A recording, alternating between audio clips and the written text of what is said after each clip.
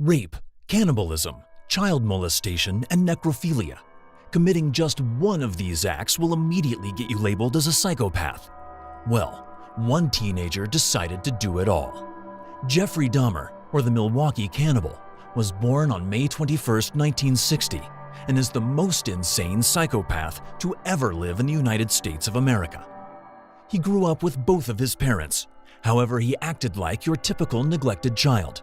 In school, he was very shy and quiet, but he had his small circle of friends. From an early age, he showed interest in animals, well, dead animals.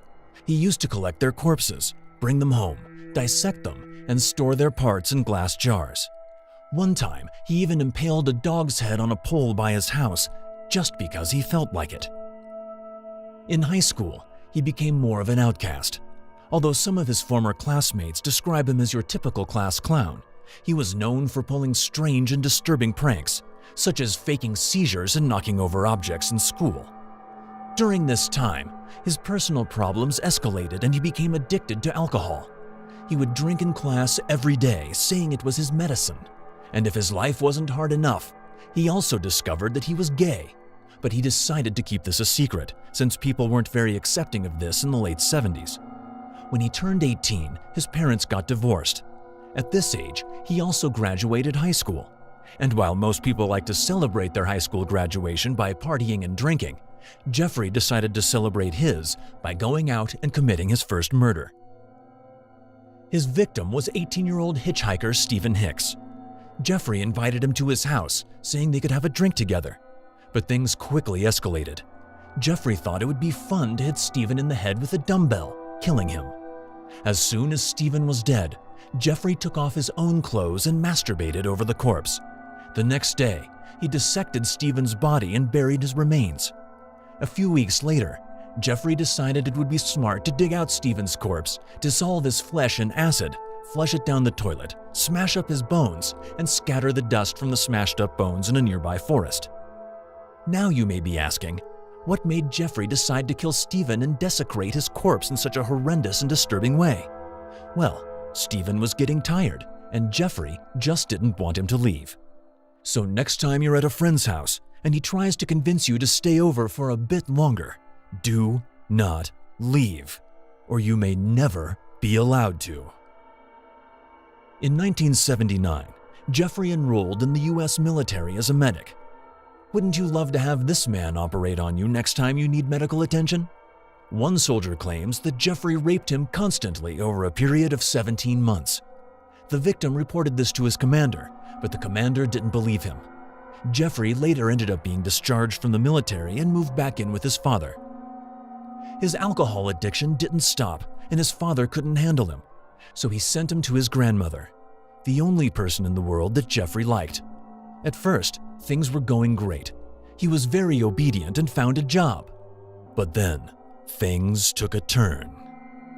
He got laid off, remained unemployed, and was arrested for exposing himself to a group of 25 women and children, some as young as 9 years old.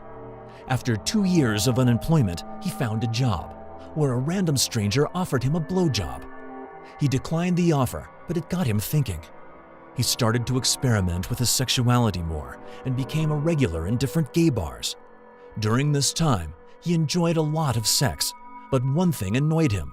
His partners kept moving away. That's why he eventually started drugging them, but this got him banned from his favorite bar.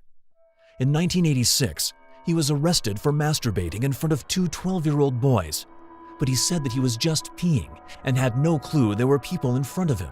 Yes, great excuse. In his late 20s, he decided it would be fun to start killing more and more people. His first murder since the incident with Stephen Hicks was actually kind of an accident.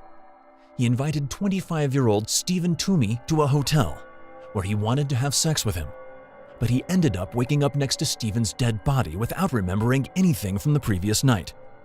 After this incident, Jeffrey stopped caring and simply went on a murder spree. In total, he killed 15 more victims, many of whom he also raped and ate. On July 22, 1991, Jeffrey offered 3 men $100 each to do some nude modeling. One of them, 32-year-old Tracy Edwards agreed. The two of them went to Jeffrey's apartment. As Edwards entered the apartment, Jeffrey handcuffed him.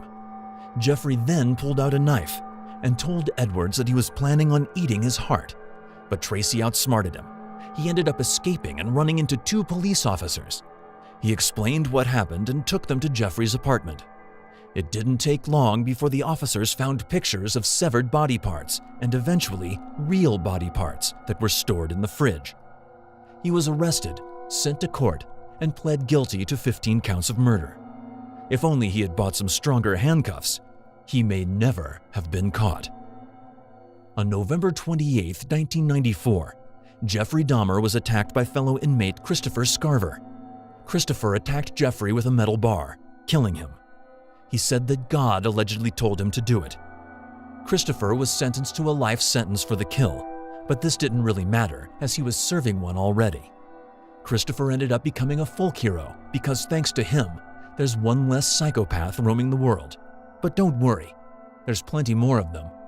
There might even be one watching you right now.